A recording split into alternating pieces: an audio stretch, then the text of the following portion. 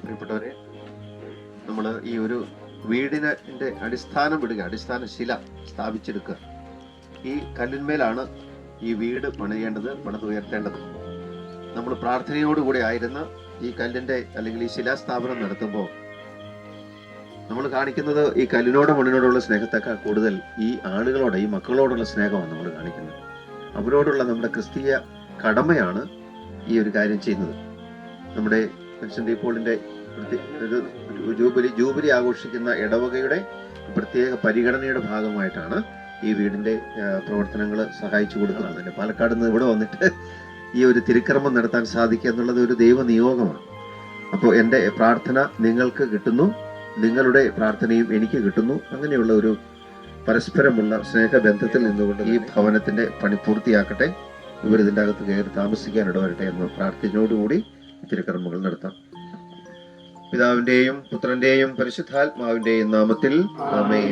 സ്വർഗസ്ഥനായ ഞങ്ങളുടെ പിതാവേ, അങ്ങയുടെ നാമം പൂജിതമാകണമേ, അങ്ങയുടെ രാജ്യം വരണമേ, അങ്ങയുടെ തിരുമനസ്സ് സ്വർഗത്തിലെ പോലെ ഭൂമിയിലുമാകണമേ. ഞങ്ങൾക്ക് ആവശ്യമായ ആഹാരം ഇന്ന് ഞങ്ങൾക്ക് തരണമേ. ഞങ്ങളുടെ കടക്കാരോട് ഞങ്ങൾ ക്ഷമിച്ചതുപോലെ ഞങ്ങളുടെ കടങ്ങളും പാപങ്ങളും ഞങ്ങളോട് ക്ഷമിക്കണമേ. ഞങ്ങൾ പ്രലോഭനത്തിൽ വീഴാൻ ഇടയാകരുതേ, ദുഷ്ടാരൂപിയിൽ നിന്ന് ഞങ്ങളെ രക്ഷിക്കണമേ.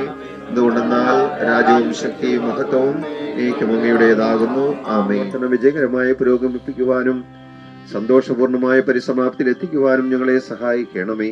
പിതാവും പുത്രനും പരിശുദ്ധാത്മാവുമായ സർവേശ്വര എന്നേക്കും.